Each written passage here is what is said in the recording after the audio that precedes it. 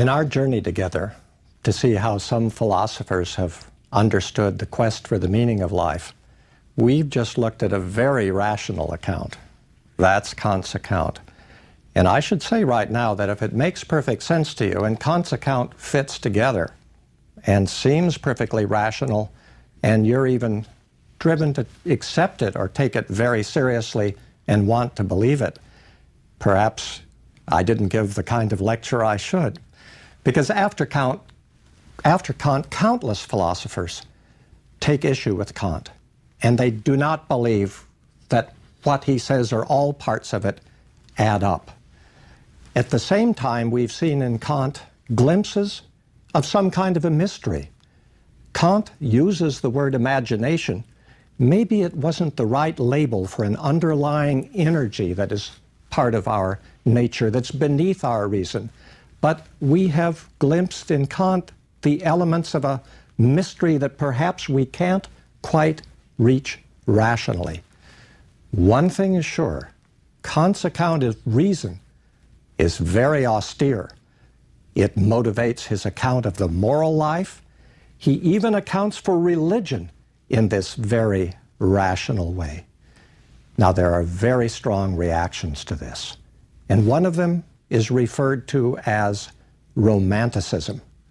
And that romanticism thinks that it is too rational, too austere and confining, this Kantian notion. And they think that the strict adherence to a rigid moral conception of life crimps us, and that it leaves us with certain dilemmas. It leaves us with dilemmas that we have to look into. Let us consider. On the one hand, there's the unknown. We can't know the true nature of reality. We can't know our inner nature in its ultimate being. We can't know how the external world is in itself. Only the ways that science can grasp it. And at the same time, there are things shrouded from us. There are things that are beneath our rational capacity to grasp them. One, which is beyond us, Kant construes as the noumenal world. What does Kant mean by a noumenal world? Well, he says we can only interpret, so we couldn't know by our reason what this noumenal world is like. Kant says whatever this noumenal world is like, perhaps God, if there's a God, could know that noumenal world, could know that noumenal world simply by thinking it. But Kant also says, and let's consider this further, that our human way of encountering things is by means of our senses. And if there's a noumenal world, that noumenal world might be the kind of reality that's beyond what our senses can tell us. Well then, where are we? Problems are made even more difficult because of something called nominalism. Kant is an inheritor of nominalism. Nominalism is the view that each and everything, whether a noumenal something that may be beyond our senses, or any particular thing is an individual. It's not a type. But Kant claims that we can only know by means of categories. Whatever we encounter, we can't know what we encounter in its specific individuality. We can only know it by means of the categories that we have at our disposal. And therefore, in that sense, our reason is also limited. And Kant further claims that we have intimations. Let's consider this a little bit further. Intimations of a world beyond this one that might altogether escape our senses. But he also says that we are sense-bound. We can only know what we encounter, and what we encounter, we can only know by means of our senses and what they can interpret. And there may be things that fall outside of the net of our senses. Kant's a great believer in science. Science structures our experience, and it tells us about the appearance of things, but it doesn't give us the reality behind the appearance of things. The reality behind the appearance of things remains shrouded in mystery. Well, what would you do then? Where would we go from here? One view is called fideism. Fideism suggests that maybe there could be a leap of faith regarding the nature of reality. Whether there's a noumenal reality that's beyond our senses or not, whether there's an ultimate reality that reason can or couldn't get, perhaps a great leap of faith might draw us to that. But Kant doesn't allow that. Kant doesn't allow such a leap of faith because all faith must grow out of reason. It must be rational. It must be a moral faith that's structured rationally, and only then would we be led to perhaps a religion. As we saw in our last lecture, Kant's notion of the journey of life involves duties and inclinations. And if there's a journey to life, it is meant to be the victory of duty, duty, duty over inclination. But think about it. Let's think about our lives. Aren't our lives a lot more than just duty and inclination? Don't we have a great bunch of desires, feelings, emotions? Kant inclines to call everything that isn't rational moral duty a cancer of human reason. He tends to talk as if that dimension of our life that isn't purely rational is in some way cancerous and to be overcome. That insofar as we don't act out of rational duty, we have somehow failed. A late 18th, early 19th century philosopher, Johann Fichte, following in the course of Kant, thinks that perhaps we should view this world as a moral testing ground, a place where we learn how always to act in accordance with duty, never in accordance with inclination. And if we understand why we are in this world, we are in this world to perfect ourselves.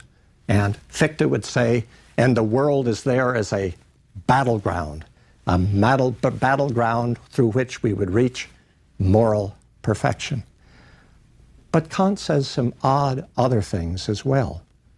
Kant says that sometimes our imagination, now again, that mysterious force, fuses and wells up and connects with our reason and understanding. And when it does that, we have some experience of sublimity. We have some experience of something we can't articulate that elevates us, that we do not experience as thoroughly rational, that we can't fully comprehend. And that in some way, in the face of everything Kant and even Fichte say about duty, that sense of sublimity, at least in Kant, gives us a kind of sense of transcendence. Kant also talks about autonomy.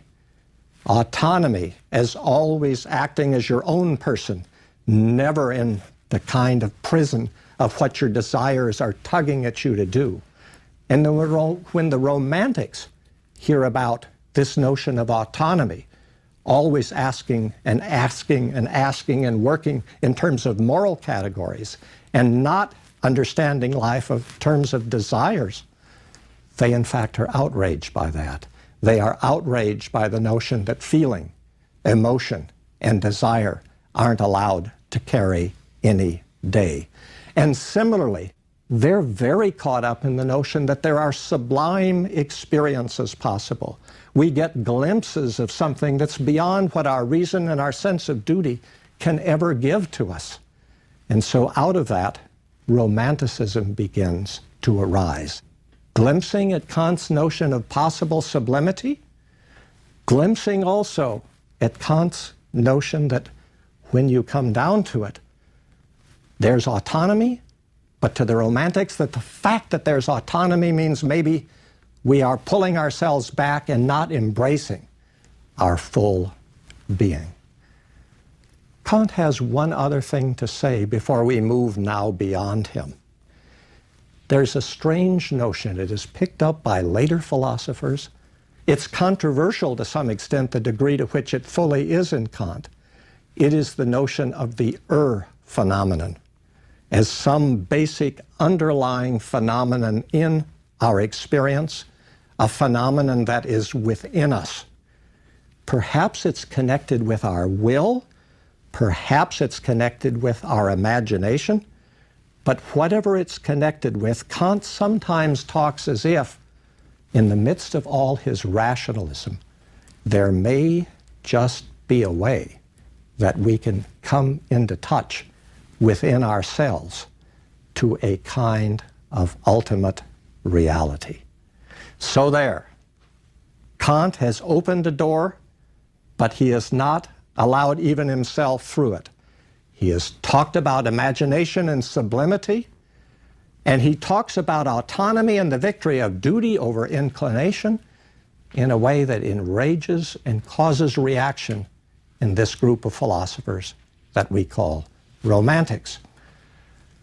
What romanticism arises out of is the intense desire to experience the unity of personhood, to transcend dichotomies, both in ourselves and in others, and to come into some kind of direct contact with reality itself, something that might be masked by the worlds of ordinary experience and science.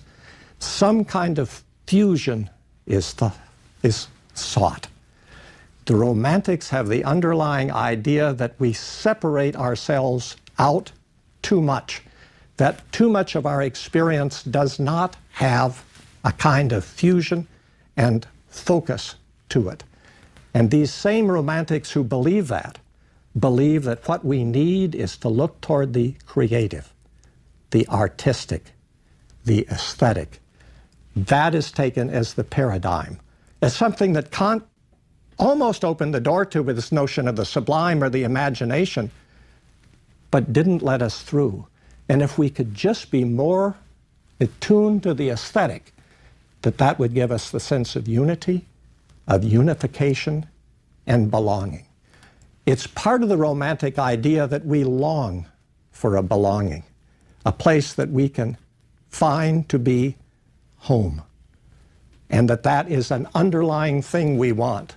And for the Romantics, the reliance on reason is too austere, and it doesn't give us that full, significant sense of being one with ourselves and having a sense that we are at home with ourselves and at home with and in the world. They're desperately concerned, the Romantics are, to find some way to get beyond the opposition between mechanism and teleology. The notion that the world could be viewed as a big machine, and yet the intimation we always have that there's some kind of purpose, some kind of sense of direction to the world, even if science often looks at it as a machine. Also, these same Romantics are concerned about the division of a person into separate and warring components. Reason and desire, public and private self, reason and passion, your will fighting your emotions. What the Romantics hope for is some fused and fusing experience that will give us a sense of oneness, a sense of connection with some kind of a whole. And they also look in a very problematic way at the religious. They wonder if there might be some kind of religious experience, clearly for them, not institutional, not formal and doctrinal, but some kind of experience beyond general belief systems that could somehow make us whole and give us a sense of fusion with something beyond, a wholeness that would make us feel at home, that the journey of life brought us to the proper belonging, and that our longing for a belonging would be taken care of.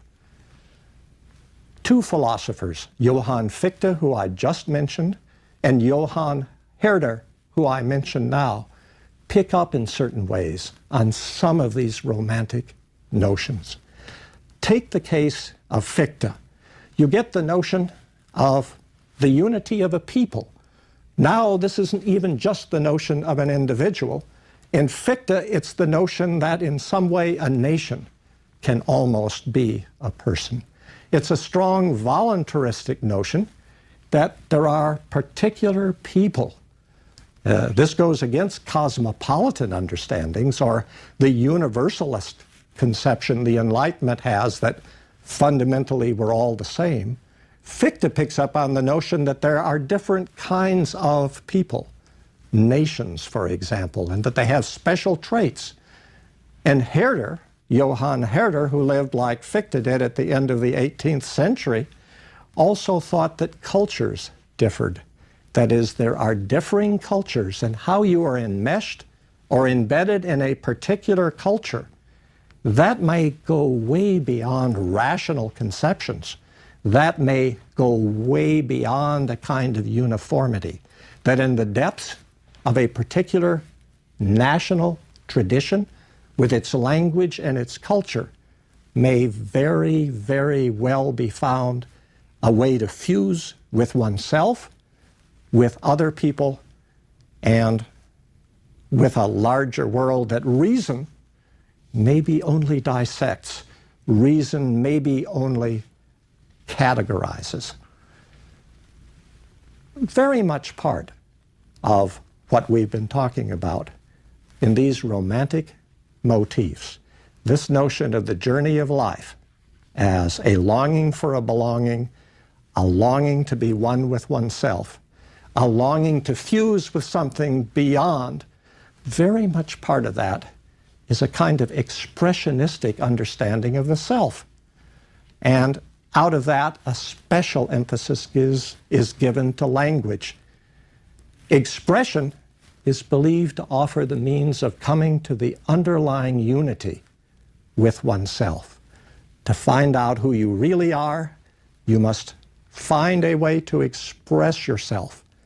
And if you express yourself and find the right way to do it, you will come to be who you truly are. Now, there's an agony to this notion. There's an agony to this romantic tradition. And it's the agony that it may be a great and noble idea, but in some ways, perhaps it fails. It fails to establish a deep unity within the individual. We have to look for a moment at whether there is this kind of failure. If Kant was too rational, and the reaction was to find the wholeness of the person and to find a way of a belonging that went beyond rational distinctions, what about this romantic reaction? Well, it attempted to convey ideas and ideals through artistic and non-rational means alone. Let me pause for a moment about this, because the next reflection is one we will want to stay with. It will keep coming up in our time together. What we get out of the Romantics is the notion of the outsider. The outsider comes to be viewed as the paradigm of the individual. This outsider was construed as someone who did not usually connect with the normal, ordinary world. People who are not outsiders, insiders, are viewed as getting reassurance, support. They are viewed as getting security through their connections with other people. Yes, as I told you, Fichte did say that it's the nation that mattered, and Herder did say that it was a culture and a language that mattered, but the underlying drama and drive of the Romantics was the notion that there would be individuals. They would be outsiders. And as outsiders without the support, the security, the reassurance of community and society, these outsiders would be vulnerable. And their very vulnerability might make them more in touch with realities that reason wouldn't reach.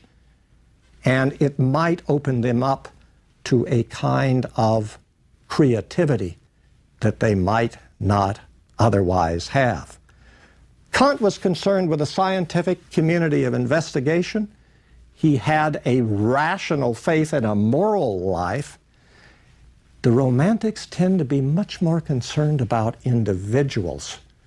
Yes, language, yes, culture, yes, nations, but really individuals, vulnerable individuals who as outsiders do not connect in a way that offers reassurance, and that failure to connect opens them and makes them vulnerable in a way that makes them touch more closely to themselves and perhaps releases a creative power.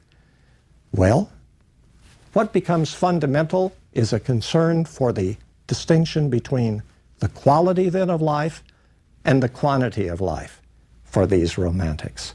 It is not how long you live, it's the quality of your life. Whether that life can be a creative one, whether you can allow yourself vulnerability. Yes, there may be reason, but perhaps reason doesn't get deep enough into who we truly are. And perhaps reason in all its rationality can't reach far enough beyond into the ultimate nature of things. And if Kant's right that reason can't do that, so be it. Maybe the vulnerable individual outsider, the person who has had this glimmer of the sublime, this experience of the creative, maybe it's that individual that can do this. These same Romantics are very, very concerned and have quandaries about what our rights are. There's a lot of talk about rights. Now, should you construe rights as political rights? Many of the Romantics thought that you should have the right to overthrow the way things are if it is discriminatory, stale, conventional, restrictive of creative powers. Many of these Romantics thought you should have the right to form small communities and be left alone to do as you would do. But at the same time, these same Romantics thought that there was another sense of right. We could almost call it a psychological sense of right. Whether community or not, whether the right to change the world if it doesn't speak to the human heart, there was also this notion that you could only have an inner integrity. You could only truly be an individual if you were left alone to be an individual. And the right not to be interfered with came to be construed as a very important right for these same Romantics. They rejected what we would call realism. They saw it as too hard-headed. It is trying to quantify the agonies of the heart. It was too much concerned with calculation, with external success, with worldly power. The Romantics thought that the conventional world, however successful in ordinary terms it could make you, was a world which nonetheless could erode your potential, could gradually bring into your life a staleness. Now, some of these core values of Romanticism, stress on the individual, stress on the notion of the creative and the imaginative, they linger long after Romanticism. Now, frankly, often we view these romantic values as adolescent. We actually do. It is a fact that we often say that these romantic tendencies are fine if you're young, but as you grow up, as you become mature, you have to abandon them. You have to become more rational. You have to become more practical. But the romantic idea is becoming practical, becoming more conventional, even in worldly terms successful, might be at the cost of your inner integrity.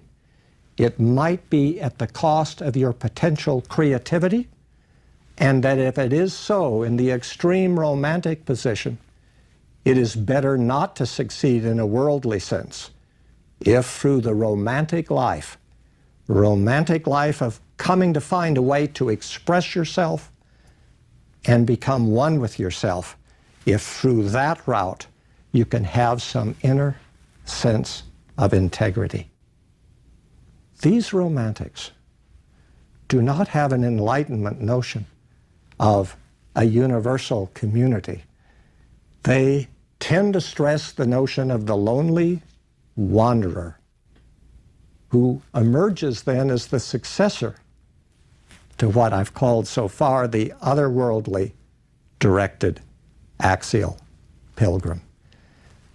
Let's pause here for a moment. Think about this. The axial model that we've looked at is life would be a journey, and a journey from here to an elsewhere. And the elsewhere would be the place of our true belonging. And the journey then would liberate us. And it might even be an historical journey. But whatever kind of journey, we'd go from where we are to an elsewhere where we would belong, where we would find a home. And we've seen that for Kant, that might be reached rationally, even in the face of Kant's restriction of reason. But what you get with the Romantics is that maybe you have a home deep within you in terms of your creative abilities, but perhaps you will always have to be a wanderer, maybe always a lonely wanderer. Maybe, though you're not of this world, and your true home will never be found. That, however creative, however much you go against convention, you may always wander. And therefore, there may be, in the face of the quest for creativity, no final home that would be found. Conflicted reactions emerge regarding communities and the cosmopolitan in these Romantics. They are very, very concerned that if we become more and more like each other, we may communicate better, but at the same time, we will become, unfortunately, more uniform, more like each other.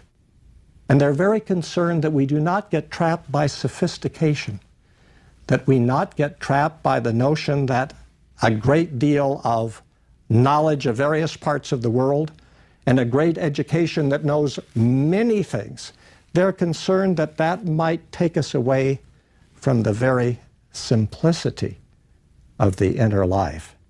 And if we're taken away from that simplicity of the inner life, have we perhaps lost our own souls? So as you can see, these Romantics themselves are conflicted. They know that reason has limitations. They know that there's something wrong with a life in which duty is put against desire.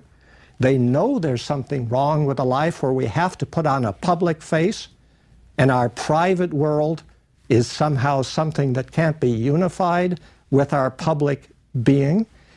They have a sense sometimes that maybe beyond urbanization, beyond industrialization, beyond organization, and beyond bureaucracy, there may be something that one could connect with. But their journey seems to them agonizing, at times futile. But they have this sense that we have to have the integrity, we have to accept the challenge of trying to find that inner self, and that perhaps if we find more ways to express ourselves, more ways to find an authenticity that may require that we pull back from the world, the better chance we have to find our souls and perhaps even to heal our souls. So we have two problems, don't we? We have a rationalism in Kant that seems limited. And if that is the journey of life, doesn't it seem austere? But what about the Romantics? They say so many different things, things that seem to offer hope, creativity, imagination, pulling back from the crowd, but at the same time, we don't know how to make those things fit together. Now, if you'll think about it, as we're taking our journey together, we have said very little about history. Kant has a view that says little about historical development. We just affirm reason. The Romantics are concerned, what, to rebel, to step back, to get beyond or beneath reason, but never with a sense of historical development, as if there could be an historical pathway we might take. What we're going to look at when we're together again as we pursue this journey is how history may work in this regard. Because the next philosopher we're going to consider is Hegel. And Hegel, who lived from 1770 to 1831, had a very strong sense of how Kant could be right about reason, the Romantics could be right about passion, but they could be brought together if we understood what the true development of history is.